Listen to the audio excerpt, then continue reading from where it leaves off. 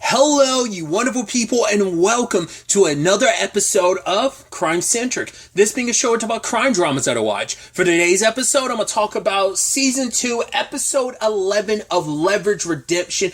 A great episode. A lot of really interesting things went down in this episode, so let's break it down. This episode was so dope, dude. This might be one of my favorite episodes of Leverage ever. I thought it was so interesting the way the episode played out, because obviously we got introduced to April's situation. You're like, all right, the squad's going to figure this out. But then you get Jenna. I was like, okay, that's interesting. And we see that when Jenna gets the assistant job, it screws over the Leverage team because Brianna was supposed to get the job. And then the episode started following Jenna more. I was like, we've never gotten this. Like, yes, we've had like person that's connected to all this kind of be like an example I'll use is like Hurley. Like the first episode of Hurley, I mean, even the second time Hurley pops up, he's the centerfold of the episode, but the Leverage team is still directly involved. Obviously, in the first situation, he was completely unaware of their involvement. The second time around, he was completely aware. But this situation, it kind of reminded me of that. And what's also interesting is like, there was a meeting set up for Hank, and it turns out, hey, this person was supposed to meet with you, but this name's a Doctor Who reference. It's a character from Doctor Who, which the name doesn't sound familiar, so it might be a more classic Doctor Who reference they were dropping. I was like, dude, they're dropping Doctor Who references left and right. Like, whoever the writers or whatever for this show must be massive Doctor Who fans, because like we just keep getting Doctor Who reference after Doctor Who. I love it. But the moment that happened, and you see Sophie shows up later on and just turns it back around, because I'm like, oh, Jenna screwed that up. I was like, and speaking of Doctor Who, that made me go like, oh my god. I was like, this is like speaking of Doctor Who, it's like in the continuation, from 2005 on, it's like the introduction to the Weeping Angels. I bring it up all the time because they're my favorite creature in Doctor Who. Just the way they operate, they're like one of the creepiest things. Their introduction, I can never remember. It's either Series 2 or Series 3. I can never remember. I want to say it was Series 3. I always think Series 2, but it might be Series 3 because I want to say it was definitely a Tennant season, and I can never remember if it was Rose or Martha, because Series 2 was Rose's last series, and Season 3 was technically Martha's only season. I say technically, that's a whole conversation. But either way, the reason why I'm referencing that episode, it's stylized very much, that this episode is kind of stylized in that, and that episode follows a completely different set of characters. I think that's such an interesting, because I've heard people talk about Atlanta, the show on FX, kind of has done some episodes like that where you don't follow the main crew. Well, this episode is kind of structured, I'm going back to the Doctor Who reference I was making.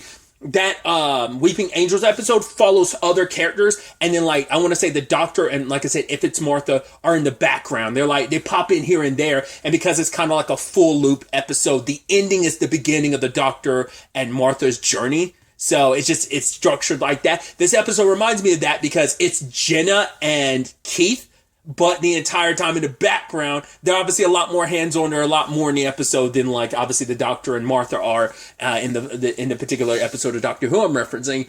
But it's still stylized in that way. I was like, that's such a neat way to handle this, and it presents so much fun because Jenna notices certain things. So she's like, oh, Jeb, which is Elliot, and it's like, oh, where's the previous guy? It's like, oh yeah, he got like some trip, and then she's walking past, because she's asking for directions from Parker, who's messing with like a copier or something. And then she turns around and Parker's already gone. And then she walks a few steps, turns around, and the cart that Parker had is going to. She's almost like, what's going on? I was like, oh, that's Parker for you. Oh, it's just so much fun. And then later on, her meeting Keith, and I was like, which also reminds me of a Doctor Who episode. It was like, God, what was it? Oh God, it was a New Year's special, I want to say, that kind of had like a romantic element to it. It was a time loop episode. That episode kind of had like a romance thing kind of building. The same thing kind of happens there between Keith and Jenna, which I thought was so dope. But they go to the food truck and there's Sophie handing them out the food. And then later on, she notices Sophie. She's like, wait, she's like, oh, you remind me of someone I knew. It's like, oh, really? It's like, oh, you look like that lady who works out of, and Brianna's like, oh yeah, like, obviously she's my manager here is British, and that person has like an American accent. It's like, oh, they look eerily the same and stuff like that. I'm like, why did Sophie do that? It's like, well, to be fair, Jenna would have picked up on anyone else because, well, she saw Elliot, she saw Parker, so, and obviously Brianna's already playing the role of the singer, so it makes sense. But it's like, well, Harry was off doing his role, kind of like seducing Carol, so I guess it's like, I was like, you couldn't have gotten anyone else to kind of fill that role to some extent. I don't know, but I guess it's like, right, I mean, to be fair, it's also funny too because she's the only one who got like all of her roles screwed over, because it's like, cool, I was supposed to show up as this person, but Jenna kind of screwed it up. So, oh, here I am as the lady who works in the truck, the food truck, and it's like, oh, here I am as the music manager. So I love that. Well, also speaking of that scene where Brianna did her thing, I was like, yo, she killed it from top to bottom. And it's like, not only like obviously like I'm wondering if the actress who plays Brianna is like just a singer. I've never known, I didn't know she was or not, but it's like, wow, she killed that. Plus, that's the way her hair was styled and the drip she had on was like, yo, that's the triple threat, homie. It's like, wow, she just top to bottom, like I said, killed that. That was amazing. So that was pretty interesting. That's also the complicated thing about this episode too. It's such a fun episode, but it also has the element of, ooh, you get a disgusting guy like Hank. Because the moment Hank, the way he was looking at Jen, I was like, is this going to be like a sexual harassment, sexual assault thing? Oh, it super is. That's why April got fired and stuff like that, because she found out about what Hank was up to, and everyone covering up, like the security guy, Brimley, and his kind of number two, Carol, were like covering up that stuff. I'm like, dude. Because it's interesting, because when Jenna found out, it hit home for her because her sister Quinn went through the exact same thing, and I was scared that she was going to say like, oh, my sister killed herself after the fact, but she never goes down that route. She just says that her sister dropped out, and I think it's probably like, right, she had to give up on her dreams and everything just because she tried to tell people, but no one was going to listen. It was like he said, she said thing, just like all these other women, like no one was going to listen to them, and Hank was able to kind of bury it. He was able to steal their voices, as Jenna put it. So she set off to make this mission her own, and seeing that spark inside of her made Sophie go like, no, we're not going to directly handle this. We're actually going to help Jenna and Keith handle this themselves. We're going to see what they're able to do, because she sees even later on be like, I see a lot of potential in you. We'll be watching you. I was like, oh, being super coy about it. But it's like, we as the audience know what you're talking about, even though Jenna's like completely in the dark. Like I said, just like the shenanigans filled stuff that just happens where it's like, oh, Hank's trying to make a move on her. Luckily, the cameras keep turning on in his office. And then like Parker has to come in like, oh, sorry about that. Oh, you got some mold up here. I was calling a plumber, somebody to fix that. So interrupting that situation. And later on, they're like, oh, we got to get into the safe. I was like, oh, funny enough, if not the world's greatest safe cracker is already in the room. So I thought she was just going to automatically open it, but it's like, no, we want you to kind of get hands on, feel the accomplishments of doing it yourself. And I love that, at one point, Keith's like, oh yeah, there's some video that popped up in my feed. Parker recorded a YouTube video being like, hey, if you need to break in the safe, let's do it. And kind of gives the finger gun said video. I love also the video has 2 views. I'm like, who's the other person who watched it? I guess arguably you can make the argument maybe Keith already watched it or something like that, scrubbing through it. But I love that, doing like a YouTube tutorial video. It's like, that's super good. In front of the exact same safe, but no one's going to really pay attention to that. And her kind of giving you the tips on how to do it. I'm like, oh, and I love that when Jenna's back is turned, Parker just hops down, quickly opens it, and disappears again. It's like, oh, dude. Like I said, this episode was just so much fun because of that. You got Harry pretending, because of Carol's like in love with, some secret prince that's actually a farmer here in the US. It's like, yeah, she illegally downloads a whole bunch of Hallmark movies, which hey, no shade against the Hallmark movies. Like, I talked about it before. It's a love-hate relationship when I have them, because like I will sit there like, because I'm a sucker for a romance story, no matter what it is. So like I try to avoid watching the Hallmark channel because I could easily get sucked in like watching back-to-back movies because it's happened before.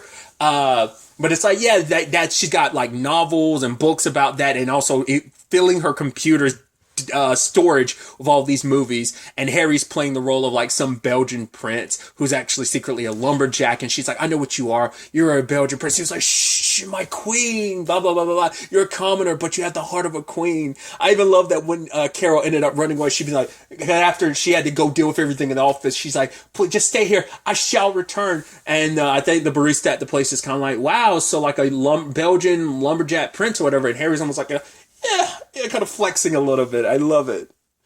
I talked about it earlier. I don't think I finished my thought, but when like Elliot was taking out the security guards, and then Jenna would constantly stop, turn, no one was there, looking over the edge, it's like no one's downstairs. And just like, oh, this is a little too easy. She got some inklings about something being off, but still, she was completely in the dark about the leverage team doing their thing.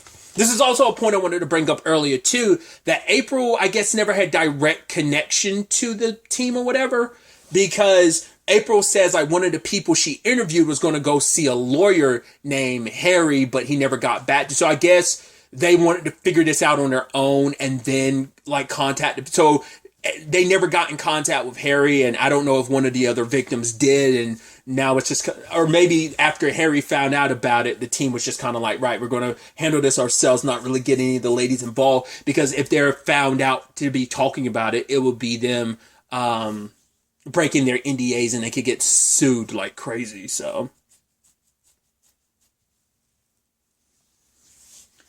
there was also this almost moment of redemption for Carol where like you had Jenna being like, I see what you were doing. She was like, the fact is you kept telling me not to be alone with Hank. It's because you were trying to protect me. You may have covered stuff up for him, but there's still a good person there. I was like, oh wow. I was like, were they really setting that up? Is she gonna? And she's like, oh, I didn't want you just to be another dumb mess I had to screw up. I was like, oh, cool. You suck. Okay, cool. I was like, oh wow, we about to redeem you. Look, it's like, no, you suck.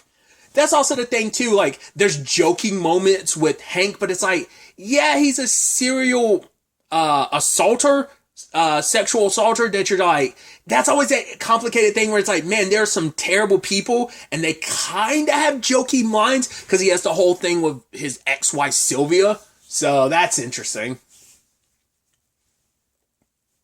But ended up getting those two to turn on each other by having Carol find out that all the evidence of embezzlement and stuff like that falls on her. So when the cops show up, who became investigating the fire alarm going off, I love that. It's like, can you believe that? We came here just to investigate a simple fire alarm going off, and we just happened to stumble across the biggest bust of our careers. It's like, what was the exact word? How random is that, or something like that? That ends up being the catchphrase of the episode. It's like, oh, how random is that? Like, that's a constant thing between Jenna and Keith, too. I even love he gave her a little earbud, like, oh, like, this is how we communicate. She's like, oh, it's a little static. He's like, well, if I had unlimited money, a super genius, and futuristic technology, I could do something about it. It's like, oh, God, it's so good. It's so good. But even by the end, they didn't piece it together. Even though they literally, at least Jenna, I guess she was so busy talking to Keith that she didn't notice the leverage team by the food truck at the end. It's like, yeah, all of them are there. And it's like, yeah, we did it by ourselves. I mean, we're pretty impressive. And it's like, they got a little help, but it's like, no, what matters is we nudged them in the right direction. But the fact is they both had the courage and the willingness and the potential to do this. It's all that's needed to be like, no, we need to keep an eye on them. So they left the Leverage International card, because it's like, yeah, they're both out of jobs after everything that went down, but still. So that's going to be quite the pairing. And I guess it's like, it's interesting how the jobs end up bringing so many people together. I mean, well, Sophie and Nate were kind of brought together by their job because, before the leverage team thing, and obviously Hardison and Hardison and Parker. So it's just interesting how it kind of plays like that again. So I don't know, I like building out like just it's a world building thing of just knowing like obviously the leverage international squads out there, well, international squads are out there doing their things, and obviously they're going to be part of that. So like I said, it's just kind of nudging them in the right direction. They were already there. They were figuring things out on their own, but it's like, cause like I said, it's so funny that Jenna ended up being quite the complication in their plan, but it ended up all working out in the end. So just such a fun and just dope and amazing episode. I'm very, very excited to see where the next episode takes us. It will be the penultimate episode of the season. I believe I'm fairly certain, yeah, there's 13 episodes this season. So I'm curious, is 12 going to be a standalone, or is it going to be a more typical leverage fashion where it's going to be a two-parter? And we'll ultimately have to wait to see where all this ends up taking us going forward into the next episode.